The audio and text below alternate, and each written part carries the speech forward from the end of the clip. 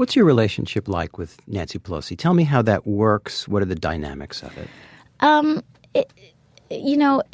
I think sometimes people think that we have this, like, we have a relationship. Are you saying you don't?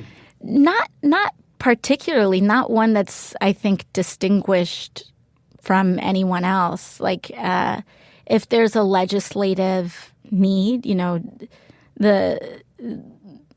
the last time I kind of spoke to her one-on-one was when she asked me to join the Select Committee on Climate Change. What did she say?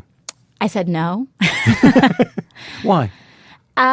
Because I had made very specific requests, which I thought were rather reasonable for the Select Committee on Climate Change. I asked that it have a mission to try to draft legislation by 2020 so that we essentially have a 2-year mission to put together, whether it's a Green New Deal or whether it's some sweeping climate change legislation, that the Select Committee have a legislative mission.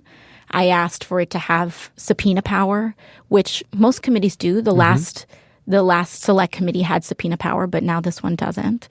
And I asked for the members who sit on the Select Committee to not take any fossil fuel money. And none of those requests were accommodated, and so I didn't join the committee. Are you better on the outside looking in or the inside looking out where that's concerned? I think I'm better on the outside looking in on this issue. Why is that? Because given that none of those standards were met, sitting on that committee, I would have to own anything. I would take responsibility for anything that comes out of that committee. And when the actual, in my opinion, the structure of it is compromised in very deep ways. It's not. I don't think it was like I'm going to take my ball and go home.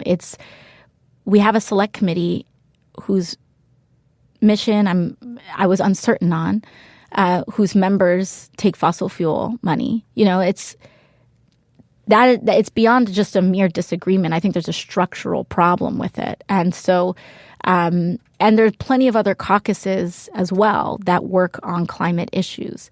So I think that ultimately I'm fine with the decision, especially given the committee assignments that I was ultimately given, which were very intense and very rigorous. I was assigned to 2 of some of the busiest committees and 4 subcommittees.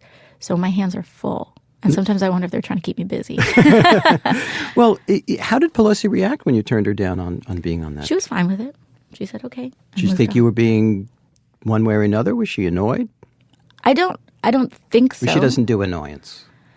Yeah, I don't think. I mean, maybe she does do slight annoyance, but it's not direct or indirect. I don't know. I think this is the thing where it's like, first of all, I think leadership, their primary goal right now is making sure that everyone who won a swing seat comes back. So I think that that's where a lot of their time, rightfully, I think justifiably, is invested in those relationships. I think there's